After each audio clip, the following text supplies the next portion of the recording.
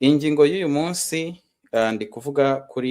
turi kuvuga kuri Bizimana, bizi kwica, bizi ibinyoma, bizi kubeshya, ari we ministre minubumwe minubushwanyi. Nkaba ndi kuvuga ndagira ngo mvuge ku ngingo y'ukuntu akomeretsa abatutsi barokotse jenoside. Ibyo ngibyo ntabwo ari intuza ubusesenguzi bwanjye, ahubwo ndabivuga mpereye ku ubuhamya. Icyumweru gishize navuganye n'umumama warokotse jenoside muri 1994. Uri mu bari babacikacumu bemewe, abacikacumu b'abatutsi abo inkotanyi zemera. Nuko noneho uwo agombe kuba ari ubwa mbere yarabyumvise, uwo mama arambwira ati ariko wumvise amagambo Bizimana yavuze ati mva abantu niba bafite ibintu batumvikanaho wenda buri wese ajya avuga ibye. Ikindi abantu niba hari ukutabibona kimwe ntibajye babivuga gutyo, ariko ntihakagire umuntu uza gukomeretsa abantu. Avuga icyo kintu yavugaga cyo gukomeretsa abantu, yari kuvuga kuri aya magambo ya bizi ibinyoma. Reka bashakire ako ka video kubera ko ndibaza aribwo buryo bwiza bwo kugira ngo mwumve aho donc mbahe reference. Nakuri iwacu ntererwa iwacu dore imirima ngiriya pe ngo wose amashereka y'abahutukazi, ibyo nabyo ni ibinyoma. Kanongere ngashyireho akangaka nagakuye kuri tene ya Mikanya, kwa Mikanya, yitwa kwa Mikanya, abashaka kubireba yose. N'ibindi numva bitatsamo n'ingaruka z'ibyo bakoze biyemereye. Abahimba bakorewe jenoside, Byumvuhore naho ageze, Byumvuhore warero hangaha. Ntabwo rero twakumva ubugome nk'ubu bwa Byumvuhore ngo natwe duhore. Inkotanyi rero mwazishimiye, hari washimiye inkotanyi n'Imana. Yewe nahitamo ko tubanze kujya dushima inkotanyi cyane, kuko Imana yewe sinzi niba hari uruhare yagize, kuko ababishwe se ku Imana itabatabaye. Nkeka ko Imana twajya tuyisenga, abayisenga, ariko twagera aho dushima abarokotse, ababarokoye n'inkotanyi. Nashimiye inkotanyi, tujye duhora tuzishimira twese kandi iteka. Ntibizarorera. Inkotanyi nazo zizabuhoraho nk'Imana. Tuzahora tuzishima iteka, niko bimeze.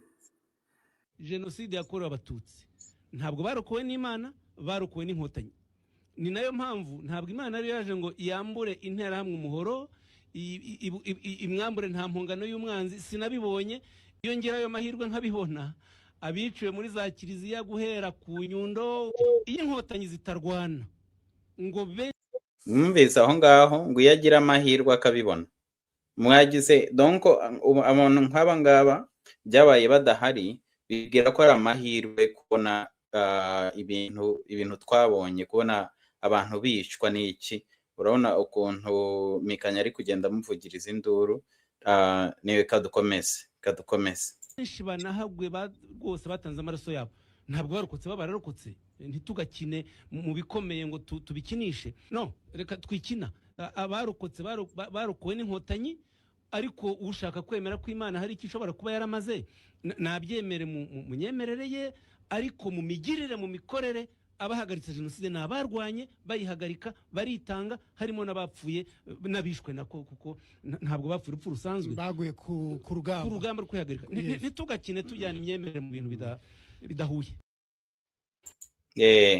Mwumvise uyu nguyu bizi kwica urimo gushimira abicanyi, inkotanyi, avuga ngo nizo zarokoye abantu.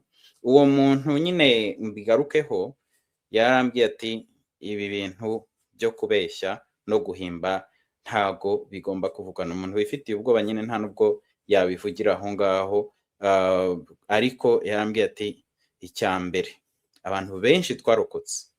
Hari n'umuntu yambwiye kumushakira, nzagerageza mushakishe kuko yaravuze ati uwo muntu rwose yambereye marayika.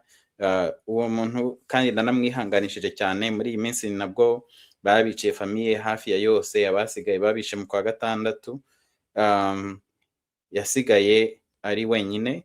Ndamwihanganishije cyane. Yaravuze ati njyewe uwo muntu yambereye marayika, niwe wankuye ahantu bari bagiye kunyica, bagiye kundangiza kandi n'abandi bari babarangije.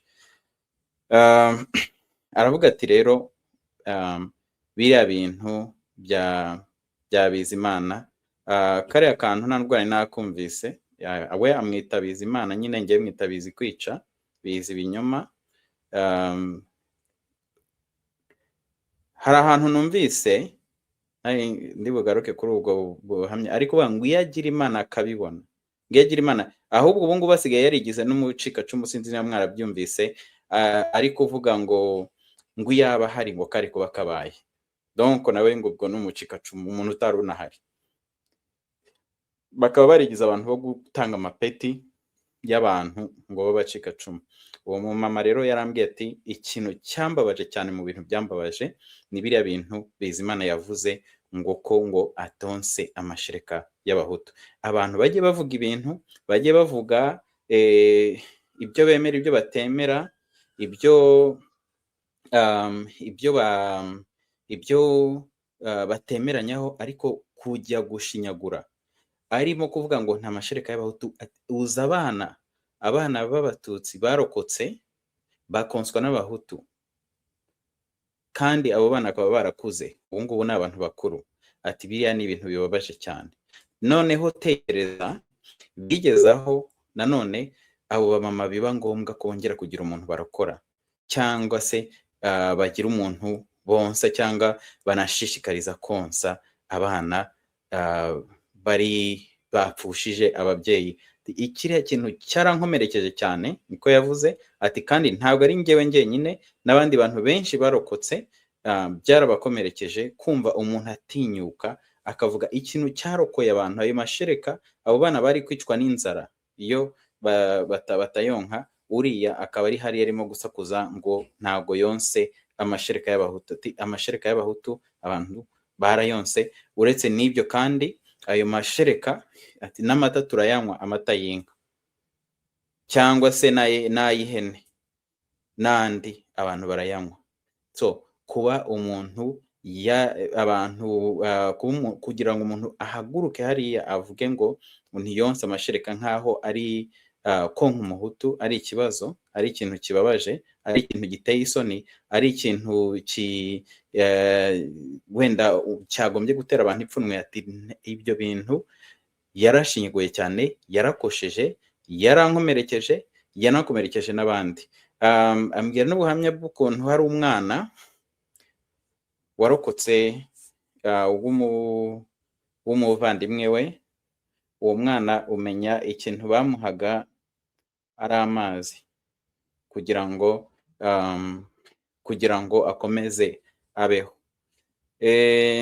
Binyibutsa n'ukuntu inkotanyi zazaga zirimo kurasa abantu, abo zarashe, abo zakubise ubufuni, abo ziciye aho ngaho mu mayira, ahantu abantu birukaga bahunga, ugasanga hari nk'abana bari konka abamama bapfuye. Ibyo bintu yarangiza agatinyuka akavuga. Ubwo nyine tuganira no kuri ibyo, agatinyuka akavuga ibintu nk'ibyo ngibyo ku babyeyi nyine bonsa abana. Noneho ikindi nyine yavuze ko ari n'ubukunguzi, ko ari ikintu aramutse, donc uretse no kuba ubwe ashobora nawe ubwe kubikenera cyangwa n'undi muntu wese yabikenera, n'umwana yabikenera, kandi ari ibintu byarokoye abantu benshi, ko icyo kintu kugikora abantu azi nawe ubwe yiziye barokowe n'ayo mashereka bonse y'abahutu, abo bantu byarabakomerekeje, byarabababaje.